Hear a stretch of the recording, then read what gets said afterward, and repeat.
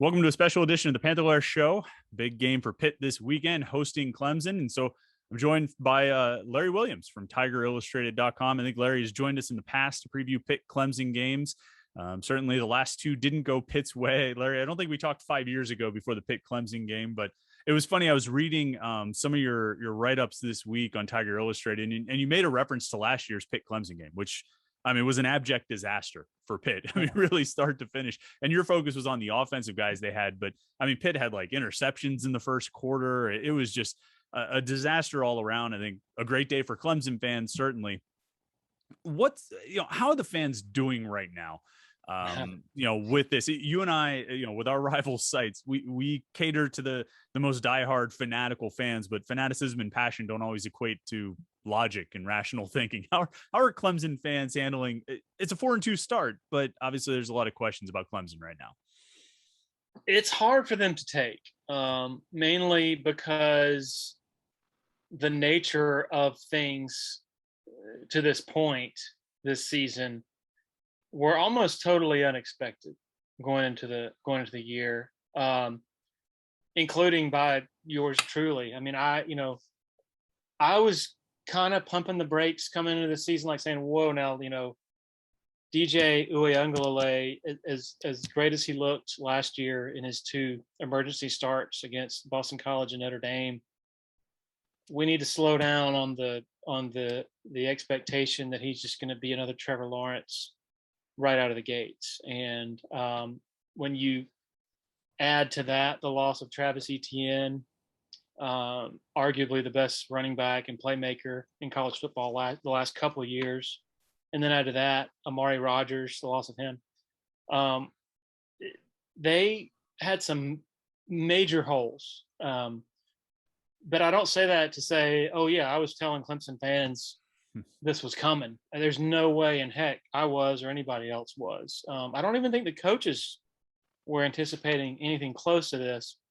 And so I think if if they were 4-2 right now with a 26-23 loss to Georgia and a 31-30 loss to NC State, I think that might be more tolerable, I guess, or understandable.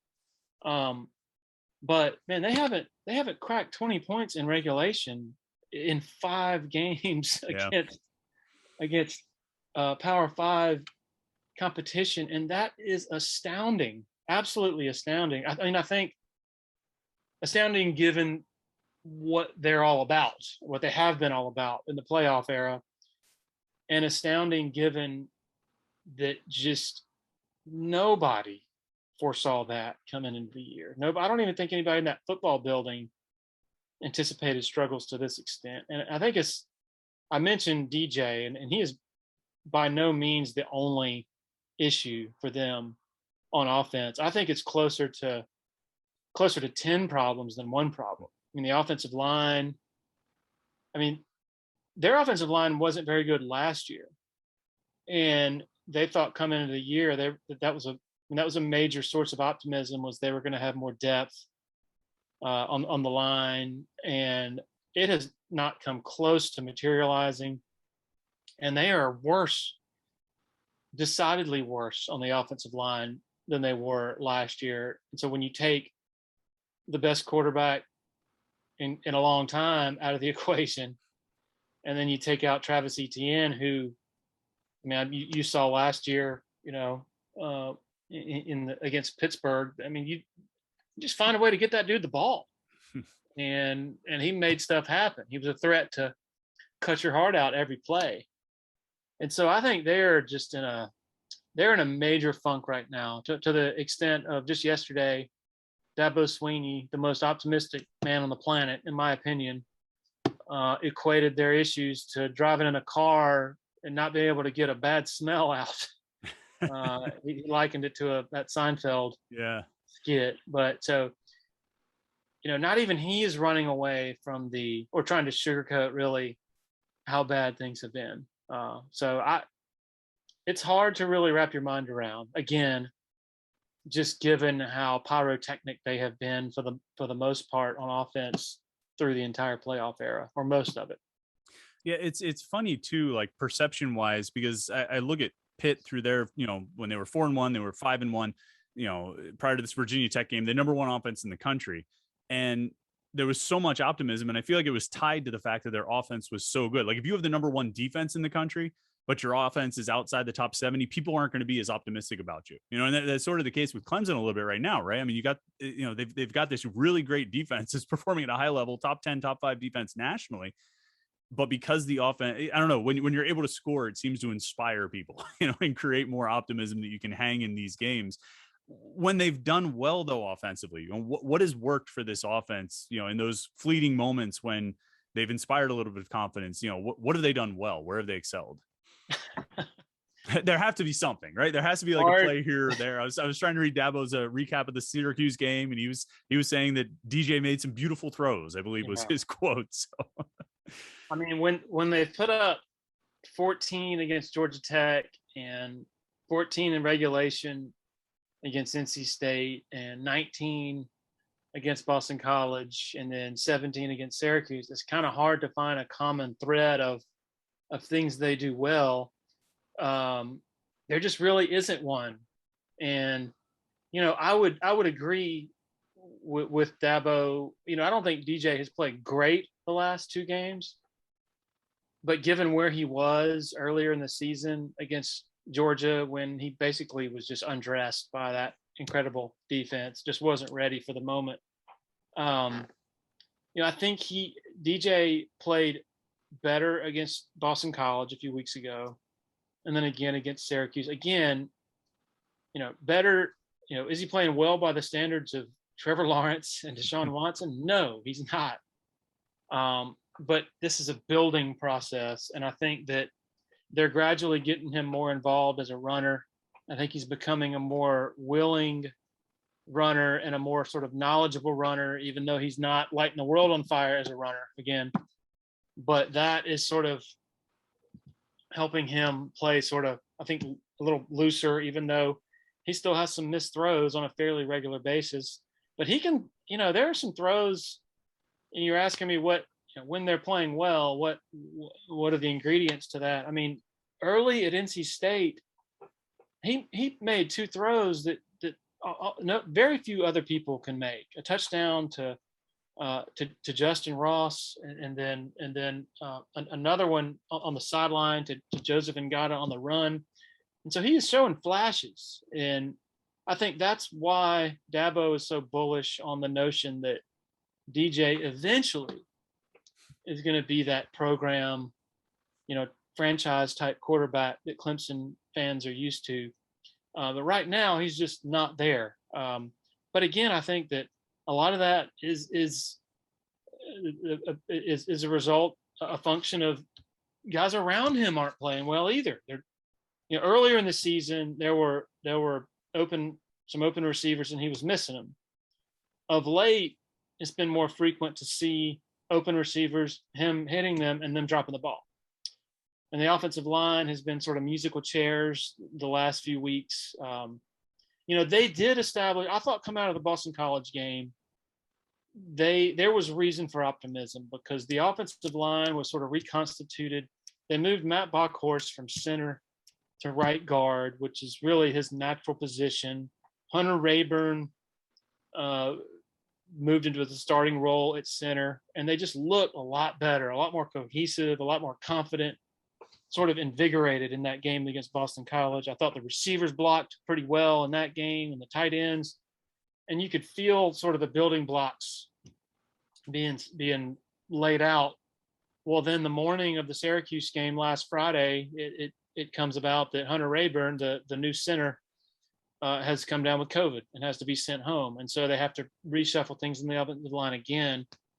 And so I think that was a gut punch going into that game, just knowing that the starting five that sort of engendered so much confidence in the Boston College game was not gonna happen in that game. So they've run the ball fairly well. I mean, Dabo pointed out yesterday that their average per carry, I think it's 4.2 something.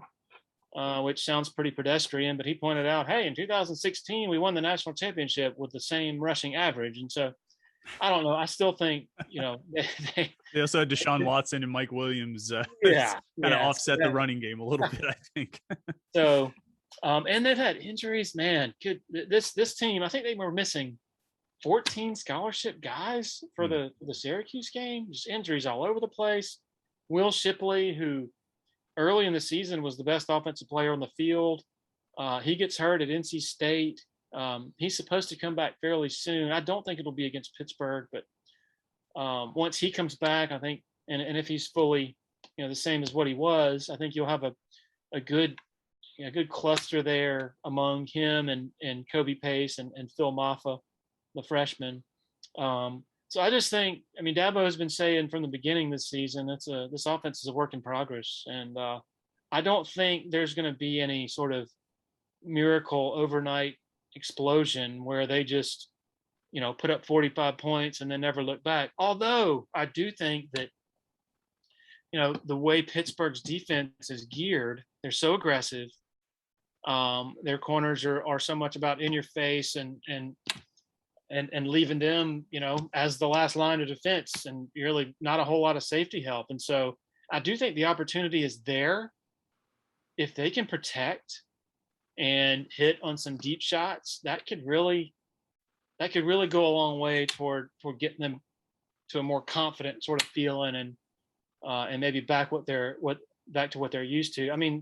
That was really the recipe last year against Pittsburgh and in that blowout. In addition to, of course, Pitt's turnovers, Clemson just took the top off of that defense. And of course, the difference, of course, has already been stated in that Trevor Lawrence was the quarterback, and you had Amari Rodgers and Cornell Powell, and right now they're trying to figure out who their playmakers are. So yeah, I think there should be some opportunities for jump balls, kind of like you said, and maybe some deep shots. I'm also, the thing that really killed Pitt in their loss to Western Michigan was RPOs and play actions and slants and things like that, where I think you even mentioned in some of your writing on Tiger Illustrated, Pitt is geared up to stop the run, and linebackers are reading run first, the safeties are reading run first, and all of a sudden there's a slot receiver running a slant straight out of safety with a full head of speed because, there's no linebacker to get in the way there. Is that part of Clemson's offense? Is that something that they've done some of this year that they might look to do even more this week, you think?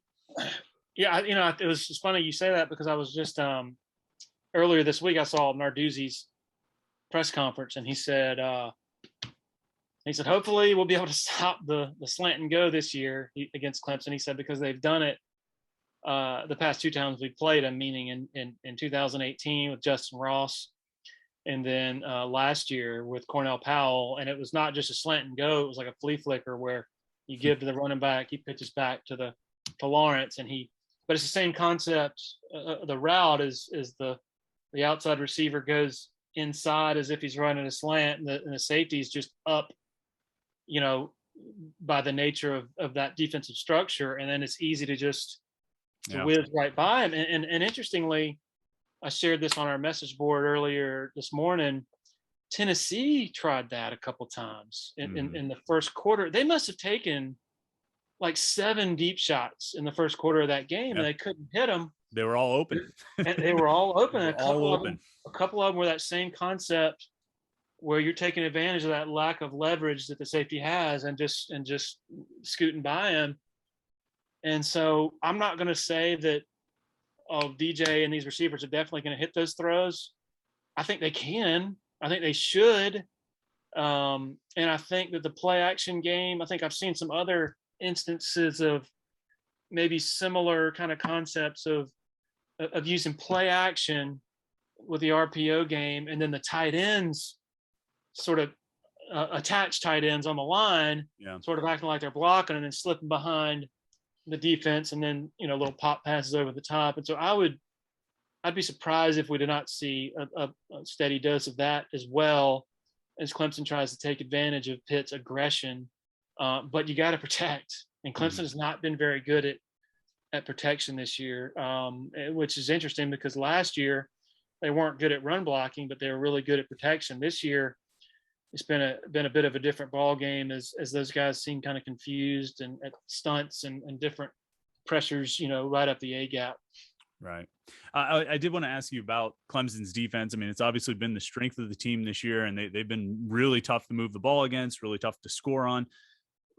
When teams have had success, and this might be similar to the question about, what have been the offensive strengths, where you have to kind of pick and choose a few instances here and there. But when teams have had success against Clemson's defense, what have they been doing? What have they been able to, have their, not that there are any weaknesses really, but where have teams been able to succeed? Statistically, most of the statistics for Clemson's defense are very similar to what they've had in years past when they've been dominant. Although I don't have the stats in front of me, but I know that third down defense, they're well below what they normally are. Normally, they're top 5, top 10 in getting off the field on third down. And we've seen so far this season, Georgia Tech was able to string together some drives and a number of other teams as well have been able to get out from their own, from being pinned, inside their own 5-yard line. We've seen a kind of a pattern of teams being able to get a few first downs, not necessarily march the whole field, but just to get a few first downs and flip the field some, which we had, that's not really the mark of Clemson's defenses of the past. Syracuse was able to move the ball. I mean, they outgained Clemson. I think that Clemson did a great job of taking away Schrader, the quarterback, as that run option. Sean Tucker got a bunch of yards in the first half, not so much in the second half. I think 25 yards or so. But Syracuse was able to sort of take advantage of Clemson's attention on that two-headed monster, and they were able to throw on them some. And so, I think looking at Pittsburgh, I think this has to be the biggest challenge for Clemson so far this year, just because Kenny Pickett, man, he's playing so well. Like, I mean, I was just watching, I guess it was the second quarter touchdown at Tennessee where he gets pressured, he rolls out to his right, escapes the pressure, and then throws across his body. Yeah. I forgot which receiver it was, number 4 maybe. Yeah, it was Malcolm Snowball, yeah. The guy's running sort of scramble route, improvising and running on the back of the end zone. And man, they showed the end zone angle of that play, and not many guys can make that throw, let alone escape that pressure. And so impressed with him. And it's not just Addison either, from what I see. I mean, they've got other legit weapons. And so I would be, if I'm Clemson, I'm concerned about covering their slot guys, because in recent games, Boston College came in trying to take advantage of their matchups that they had with their tight ends against Clemson's linebackers and safeties. And so I think that's a favorable matchup for Pitt for sure, particularly given how much Clemson tries to take away. Venables has been really good over the years at identifying the other team's best weapon and doing a good job of taking that away. And so I would anticipate there'd be a lot of attention on Addison, but the problem is you got other guys who can beat you too. And especially when you have Pickett, who's playing as well as he is right now. And that offensive line, even though Pitt hasn't had great rushing numbers, it seems like they've done a really good job of protecting him so far. Yeah, they have. And even in the last couple of weeks, it's been interesting. They've been able to actually run the ball in the fourth quarter and kind of put games away. So if it comes down to that kind of situation where they need to sit on the ball, it'll be interesting to see what happens. The last thing, Larry, just from sort of a general standpoint, and we know all the sort of oddities of this game. Clemson hasn't been an underdog in an ACC regular season game in 7 years or whatever it is. They're unranked and Pitt is ranked, or all this different stuff. But I've been thinking about it, and it really feels like there's almost more at stake for Clemson in this game, just given ACC standings. Clemson already having a loss, they still have to play Wake Forest. You know what I mean? A loss in this game, you're already a game back of Wake Forest. You're effectively 3 games or so behind NC State because of that game, whereas Pitt is undefeated at this point in the conference. Do you feel that, and maybe this will just be the case for Clemson the rest of the way, but do you get that sense? Do you feel like there's more at stake for Clemson in this game? They might have more to lose in this game than Pitt does. I don't know necessarily if I feel that way, but to your point, just addressing how big it is for Clemson. to this point, like right now at 4-2, they're still able to latch on to something, in terms of, hey, it's been a crazy season everywhere. You've seen all these teams lose in an extraordinary way. Top 5 teams, top 10 teams. Like, who the heck knows, who the best team is? Just about every team out there seems really flawed, and so their coaches are able to point to, hey, we were 1 or 2 plays away against Georgia, the what looks like the best team in the country right now. And then, hey, we lost in double overtime at NC State, which has proved to be a pretty good team, which dusted Boston College last week. And so who's to say that they can't still attain all that they have attained, during this incredible run? Like, no, a 2-loss team, hasn't gotten in to the playoff yet, but if there's a year that it's going to happen, it'll probably be this year because of all the upheaval. I'm just saying that's the message, right? That you can sort of try to galvanize your team under or over, whatever. But a loss, a third loss, and it gets harder to, for that sales pitch to sort of resonate, because then it's like your chances of winning the division are significantly diminished. Your chances of winning the conference take a major hit.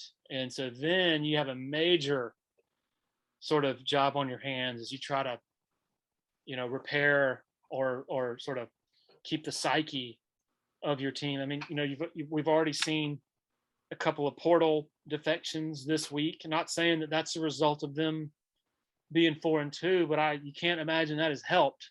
Right. Some of the guys who aren't playing and who might be thinking about taking off. And so, no, I think it's huge for Clemson because, this is sort of their, I don't want to say last stand, but these types of games where sort of everybody's writing them off.